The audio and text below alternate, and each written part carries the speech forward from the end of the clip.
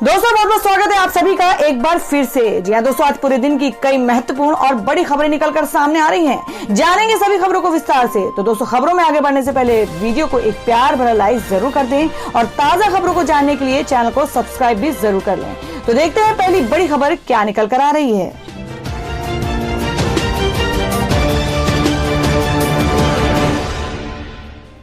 तो दोस्तों आज की पहली बड़ी खबर बता दें कि कांग्रेस नेता दिग्विजय सिंह के ट्वीट पर भड़के मुख्यमंत्री योगी आदित्यनाथ। बोले कांग्रेस पहले अपना इतिहास देखे। जी आपको बता दें कि अयोध्या में राम मंदिर निर्माण के लिए 5 अगस्त को होने जा रहे भूमि पूजन पर कांग्रेस के वरिष्ठ नेता दिग्विजय सिंह के ट्वीट पर मुख्यमंत्री योगी आदित्यनाथ ने कड़ी प्रतिक्रिया व्यक्त की है। मुख्यमंत्री ने सोमवार को कटाक्ष किया कि कांग्रेस को पहले अपना इतिहास देखना चाहिए। उन्होंने कहा कि इस ऐतिहासिक क्षण में नकारात्मक टिप्पणी न करे। हर व्यक्ति के इतिहास के बारे में और कृत्यों के बारे में देश और दुनिया जानती है। किसी को कुछ बोलने की आवश्यकता नहीं है। उन्होंने कहा कि राम मंदिर का निर्माण कार्य आजादी के तुरंत बाद सोमनाथ मंदिर के पुनरुद्वार के साथ शुरू हो सकता था, लेकिन जब लोगों के लिए देश से महत्वपूर्ण सत्ता हो जाती है तो वे जन भावनाओं के साथ खिलवाड़ करते थे, समाज को जाति मत मजहब में बांटते हैं। उन्होंने कहा कि जो भी लोग मंदिर के समर्थक हैं वह श्री राम जन्मभूमि तीर्थ क्षेत्र ट्रस्ट की भावनाओं के अनुरूप अपना योगदान दें। और वहीं अगली खबर बता दें कि अमित शाह के बाद अब सीएम येदियुरप्पा, तमिलनाडु के राज्यपाल और यूपी भाजपा प्रमुख कोरोना पॉजिटिव। जी आपको बता दें कि रविवार को केंद्रीय गृह मंत्री अमित शाह कोरोना पॉजिटिव पाए गए थे। उसके बाद उत्तर प्रदेश भारतीय जनता पार्टी प्रमुख स्वतंत्र देव सिंह ने कोविड पॉजिटिव होने की बात कही थी। अब कर्नाटक के मुख्यमंत्री बीएस येदियुरप्पा भी कोरोना पॉजिटिव पाए गए हैं और साथ ही तमिलनाडु के राज्यपाल बनवारी लाल पुरोहित भी कोरोना पॉजिटिव पाए गए हैं। कर्नाटक के मुख्यमंत्री बीएस येदियुरप्पा की तबीयत ठीक है, लेकिन डॉक्टर की सलाह पर उन्हें हॉस्पिटल में भर्ती कराया गया है। इस बात की जानकारी खुद कर्नाटक सीएम ने अपने ट्विटर हैंडल से दी है। उन्होंने बताया कि उनकी तबीयत ठीक है, लेकिन डॉक्टर्स की सलाह पर वो हॉस्पिटल में भर्ती हो रहे हैं। और वही अगली खबर निकल कर आ रही कि कोविड-19 के इलाज के लिए निजी अस्पताल में भर्ती हुए गृह मंत्री कांग्रेस सांसद शशि थरूर ने उठाया सवाल। जी आपको बता दें कि गृह मंत्री अमित शाह कोरोना वायरस कोविड-19 से संक्रमित पाए गए थे और उन्हें इलाज के लिए गुरुग्राम के मेदांता अस्पताल में भर्ती कराया गया है। गृह मंत्री के निजी अस्पताल से इलाज कराने को लेकर कांग्रेस सांसद शशि थरूर ने सवाल उठाया है। उन्होंने कहा कि गृह मंत्री अपना इलाज कराने के लिए निजी अस्पताल में क्यों भर्ती हुए। शशि थरूर ने ट्वीट कर कहा है, ये आश्चर्य की बात है कि बीमार होने पर गृह मंत्री एम्स में नहीं गए बल्कि पड़ोसी राज्य के निजी अस्पताल में भर्ती हुए। सार्वजनिक संस्थानों को शक्तिशाली करने की आवश्यकता होती है क्योंकि ये जनता के विश्वास को कोई प्रेरित करते हैं। आपको बता दें कि गृह मंत्री ने एक दिन पहले ट्वीट कर अपने कोरोना पॉजिटिव होने की जानकारी दी थी। तो दोस्तों जिस तरीके से कोविड-19 के इलाज के लिए निजी अस्पताल में भर्ती हुए गृह मंत्री और शशि थरूर ने उन पर सवाल उठाए हैं, तो क्या उनका सवाल उठाना सही था? आप अपना सुझाव कमेंट बॉक्स में जरूर दें। बढ़ते हैं अगली खबर की ओर।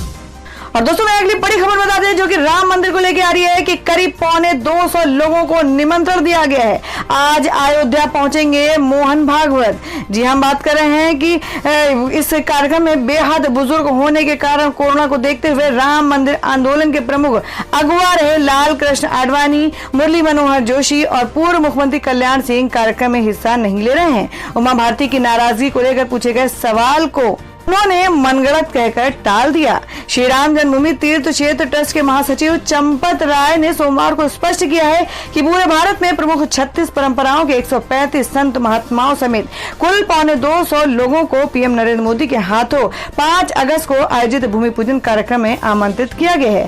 कार सेवकपुरम में पत्रकारों से बातचीत करते हुए चंपत राय ने कहा है कि श्री राम जन्मभूमि मंदिर का शिलान्यास 1989 में ही हो चुका है और प्रधानमंत्री नरेंद्र मोदी के हाथों भूमि पूजन के साथ ईंट रखकर कार्य की शुरुआत होगी। कहा है कि निमंत्रण पत्र तैयार होकर आ गया है, इसके वितरण की शुरुआत सोमवार से हो गई है। और वही अगली खबर में आपको बता दें कि सीएम योगी ने अयोध्या में हो रहे इंतजामों का लिया जायजा। कहा 4 और 5 अगस्त को मिट्टी के दिए जलाएं।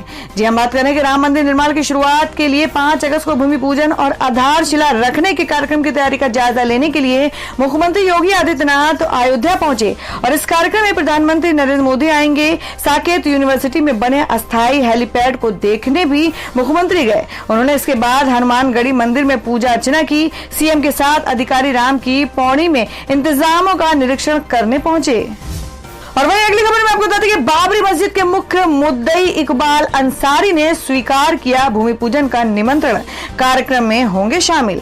जी आपको बता दें कि राम जन्मभूमि बाबरी मस्जिद विवाद में मुस्लिम पक्ष के मुख्य मुद्दई रहे इकबाल अंसारी ने आगामी 5 अगस्त को अयोध्या में राम मंदिर निर्माण के भूमि पूजन समारोह का न्योता कबूल करते हुए कहा है कि जो होना था वो हो चुका है और अब हम सभी को आगे की राह देखनी चाहिए।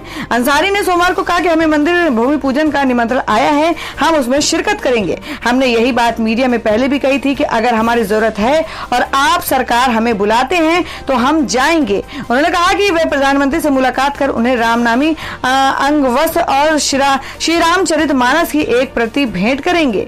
अंसारी के पिता हाशिम अंसारी राम जन्मभूमि बाबरी मस्जिद विवाद के सबसे पुराने मुद्दई थे।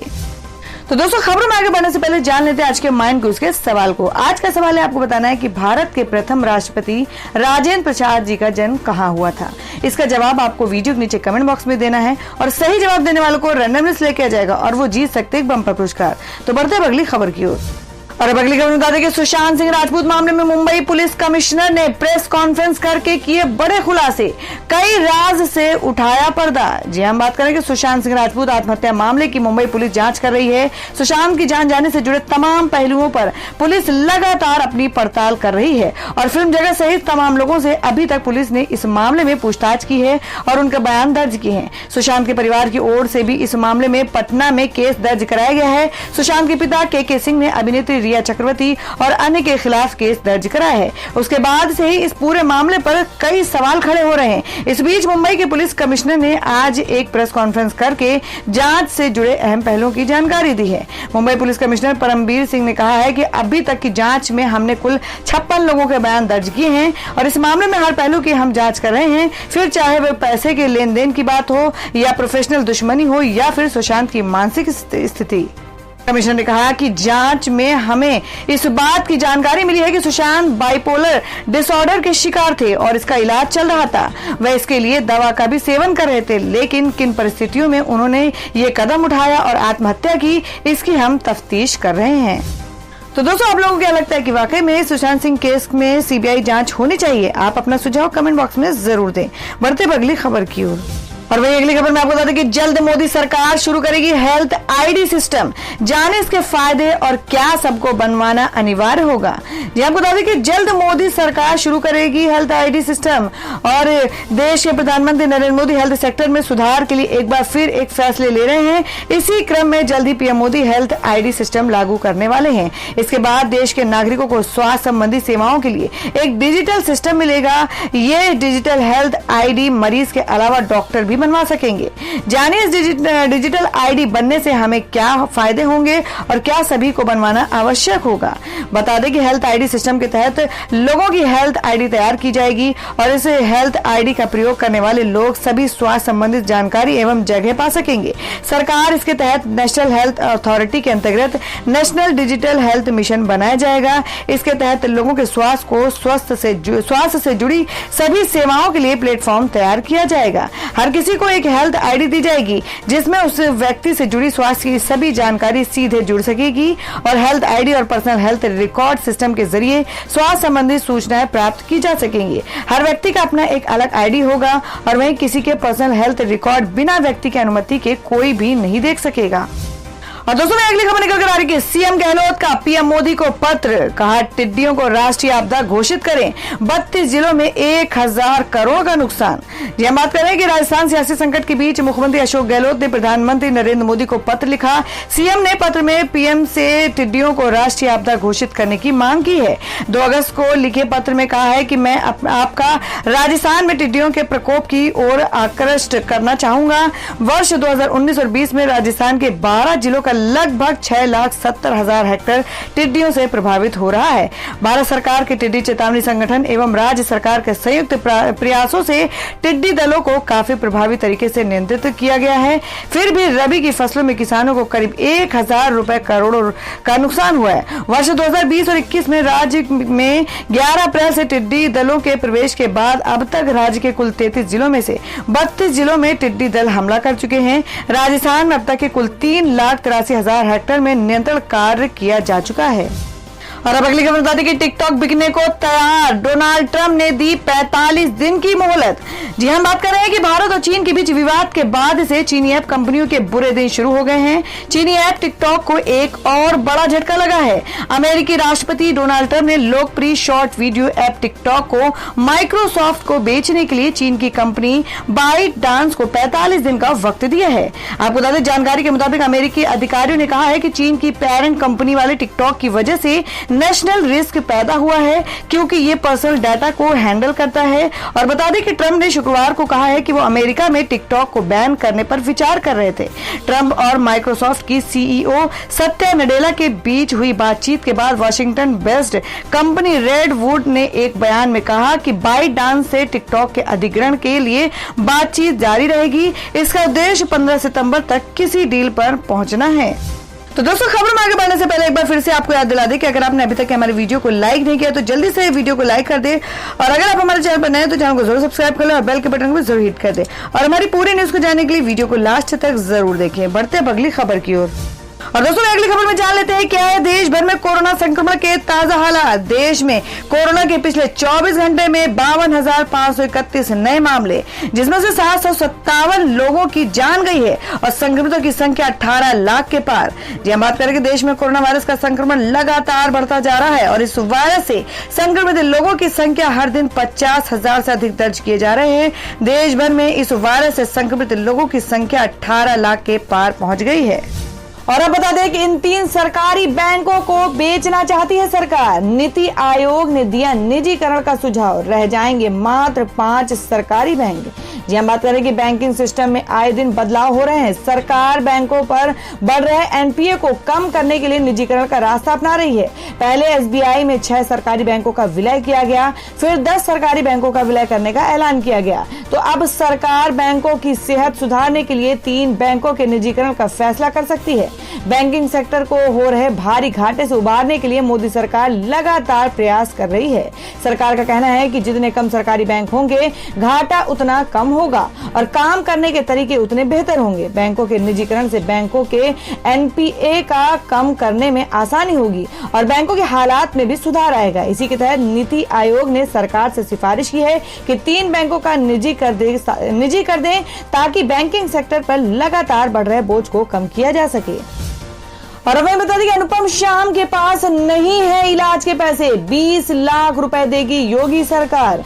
जी हम बात करें उत्तर प्रदेश के मुख्यमंत्री योगी आदित्यनाथ ने टीवी कलाकार अनुपम श्याम को इलाज के लिए 20 लाख रुपए की सहायता देने का ऐलान किया है। राज्य सरकार के प्रवक्ता ने रविवार को यहां बताया कि ये सहायता राशि मुख्यमंत्री सहायता कोष से दी जाएगी। उन्होंने बताया कि योगी ने श्याम के जल्द स्वस्थ होने की कामना की है। टेलीविजन धारावाहिक प्रतिज्ञा में सज्जन सिंह का किरदार निभाकर चर्चा में आए फिल्म एवं टीवी कलाकार अनुपम श्याम उत्तर प्रदेश स्थित प्रतापगढ़ के निवासी हैं। वे गुर्दे यानी किडनी की बीमारी से ग्रसित हैं। चिकित्सकों ने उन्हें गुर्दा प्रतिरोपित कराने की सलाह दी है। आपको बता दें कि छोटे पर्दे के मशहूर कलाकार अनुपम श्याम ओझा मूल रूप से यूपी के प्रतापगढ़ के रहने वाले हैं। किडनी की समस्या के चलते उनकी तबीयत अचानक बीते दिनों खराब हो गई थी। उनका इलाज मुंबई के एक निजी अस्पताल में चल रहा है। और दोस्तों, अगली खबर जान लेते हैं क्या है देश भर में मौसम के ताजा हालात। बिहार, महाराष्ट्र में भारी बारिश का अलर्ट, जाने राज्यों के मौसम का हाल। जी हम बात करेंगे भारतीय मौसम विभाग आईएमडी के मुताबिक उत्तरी बंगाल की खाड़ी में हवा का दबाव कम होने की बजाय मानसून अब थोड़ा दक्षिण की ओर रुख करेगा। विभाग के अनुसार 4 अगस्त को उत्तरी बंगाल की खाड़ी पर कम दबाव का क्षेत्र बनने की संभावना थी, जिससे महाराष्ट्र, मध्य प्रदेश, बिहार समेत कई राज्यों में अधिक बारिश की उम्मीद है। मध्य प्रदेश के पश्चिम बंगाल, झारखंड, छत्तीसगढ़ में अगले 2 से 3 दिन बारिश का सिलसिला जारी रह सकता है। तो दोस्तों, ये थी अब तक की सभी बड़ी खबरों की अपडेट्स। टुडे ब्रेकिंग न्यूज और लेटेस्ट खबरों को देखने के लिए हमारे चैनल को सब्सक्राइब जरूर कर लें, वीडियो को लाइक और शेयर भी जरूर कर दें अपने दोस्तों और रिलेटिव्स के साथ। तो दोस्तों, फिर मिलेंगे काम की खबरों और सरकारी योजनाओं की एक और नई वीडियो के साथ। तब तक के लिए धन्यवाद दोस्तों।